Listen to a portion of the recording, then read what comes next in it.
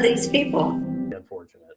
Zelensky's speech received at least a dozen standing ovations. The whole parliament.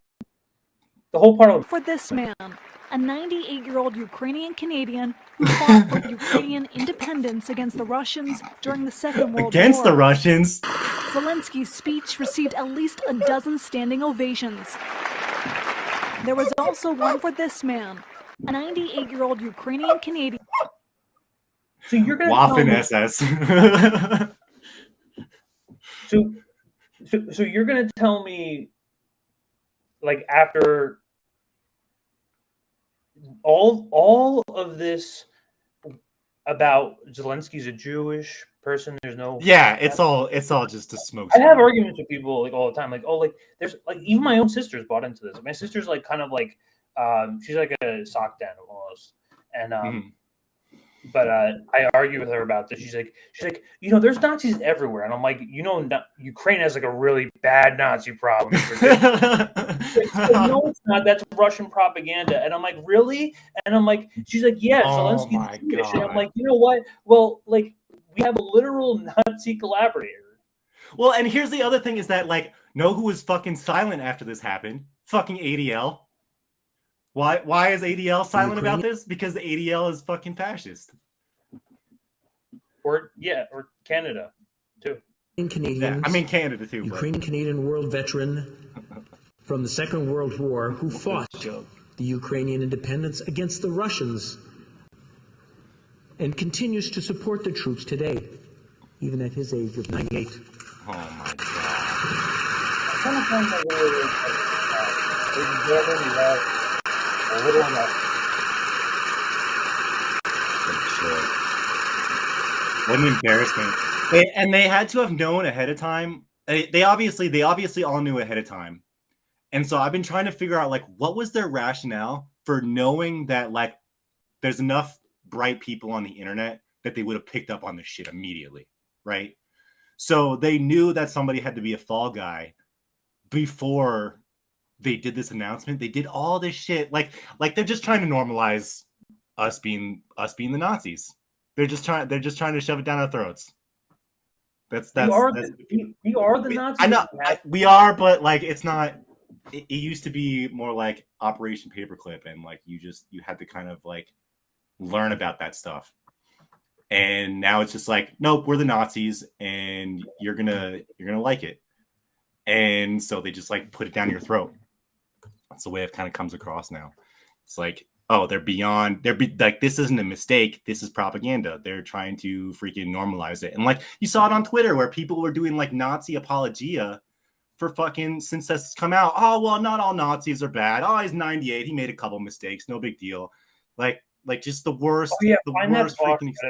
The Vosh. You want me to find the Vosh thing? Yeah. Because this is really bad, and the only reason who posted that this out is because this is not going to be unique to Canada. This is coming to the United States, and I want to like make that very loud and clear, because this is just the result of post-capitalism, the result of the fall of the American empire. This is how things end up rolling out. It's destruction, devastation. A lot of like right-wing banana, right groups that start like popping up, and military run your government. And what's also wild to me? Oh yeah, okay. This video is actually hilarious. Chamber today, a literal Nazi. His name is Yaroslav Hunka, a Waffen SS soldier who pledged allegiance to Hitler, fought against our allies in the Soviet Union, and was complicit in the Holocaust. This man's a criminal. Oh, there's a good. That's Zelensky clapping for a Nazi. There's a good Max Blumenthal. Is that not? That I'm gonna find too. Like, answer me this question: is this not Zelensky clapping for a literal Nazi? Nazi. So he has to know that this is a Nazi. There's no way they all know. That's why I'm kind of like talking it through and being like they're trying to normalize it and basically do a fake out where it's gone from the Nazis being the bad guys in World War II to the Nazis being the not bad guys going into 2030. You know, it's like they're trying to reframe it because they want us to be cool with fascism, and they haven't. And like, this is normalizing fascism. This is what it looks like. I mean, that's kind of how it is. I mean, you remember, this is what it looks like. You know, with the pandemic, they tried to put a bunch of stuff, like they tried to put CBDCs and stuff like that down our throats during the pandemic, and there was too much pushback on it, so they had to kind of step back. And this is like the kind of same idea, like we're getting bombarded with this fucking negative shit, and people, if they're not calling it out and calling it out all the time, like we're gonna end up getting normalized by this crap. Yeah, this is ridiculous. This is not a joke. So like, you know, I mean, I know like Vosh is like particularly like a relevant figure. I mean, it's just the fact that his audience is particularly young and I can tell you, like, I know like young kids who watch Vosh just based off like video games, like anime weeb shit or whatever. Like, so like his politics are attached to that, and it's like part of like the propaganda. That's like where the propaganda outlet comes from. You get like detached, like, you know, we like nerds from the internet, like to come into like this like sock dem, like ultra like fascist like, yeah, that's just crazy ideology, which is Boschism, and this is what it looks like. It's apologizing for Nazis. That's what it is. So you want to read it? Not a great look. I don't particularly care what a 98-year-old man did 80 years ago. If he was a war criminal, he would have been executed 75 years ago. Is he a Nazi now? Dude, that's straight up just Nazi apology. Incredible. This is like if I brought up George W. Bush. I'm like, I don't, like, you know, forget Iraq, forget Afghanistan, forget all the wars in the Middle East. All those people, like, what is he a war criminal now? That's what I want to, and that's why they revitalized George W. Bush, Cheney, and all the neocons who were in the Republican Party just 4 years ago. They all switched they're all the Democrats. I know. Yeah, they're all Democrats. Don't say that Cheney is not a Democrat. She is. She's basically. I know. She's basically a Democrat, right? There's no ideology. There's no sort of like dedication to any sort of issues. These people have the only thing that they have solidarity on is hating Trump. That's it. That's pretty much what it is. I heard my mom say earlier today. She's like, "I'm leaving the country if Trump gets elected." That's insane. Like that's crazy to me. Like imagine thinking that like Biden's the lesser evil.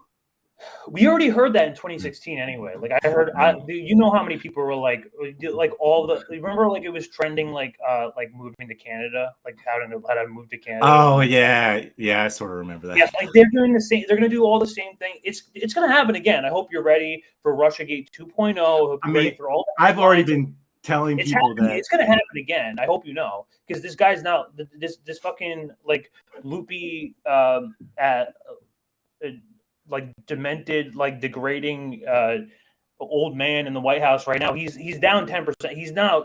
This guy's not winning anything. Well, and they're even in spite of that, they're still saying like the Democrats are still like 100% certain. There's no primaries, there's no debates. Like Biden is the nominee, and you're gonna get it. Like that's what's happening. So like that's why when people are like trying to get behind Cornel West or RFK and stuff like that, I'm like, it's all psyop. It's all psyop. Like I saw actually from this guy I follow, he freaking posted a really old Hillary Clinton ad that was RFK endorsing her.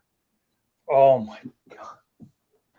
Like it's so bad. It's so bad. Yeah. No, it got really bad. It was there's people. These people will not. There's no end to this. Here we go. We're already blaming this on Russia, by the way.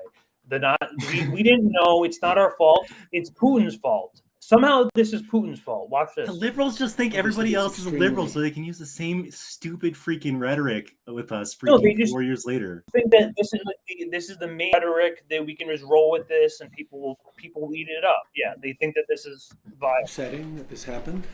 The speaker has acknowledged his mistake and has apologized. But this is something that is deeply embarrassing to the Parliament of Canada and by extension to all Canadians. Such bullshit. I think particularly of Jewish MPs and all members of the Jewish community across the country who are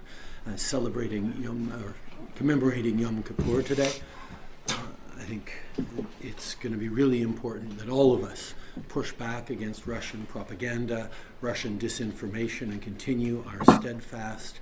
It's Russian disinformation now. And here's the this is what I wanted to say about this guy. Like, this Nazi was not just a Nazi. This guy was not just a Nazi. He was literally SS. killed people. Like he did. So Max Blumenthal brought up. I don't have the tweet, but he was like, so this guy was part of the Waffen SS that actually did the Holocaust of bullets, and they killed so many people so indiscriminately that even Himmler was like, okay, we got to use Zyklon B now. Like, this is too much. It was too nasty. So like, it's not just another Nazi. Like, he was like a real like OG piece of shit. It's bad. This is not a joke. Like, people wanted to I really want to take this as seriously as possible, and I want people to understand the veracity, like what this entails. Is like this is really the normalization of fascism. Normalization, the coming of fascism to the West. This is the only option that we have. What else are they going to do to maintain control?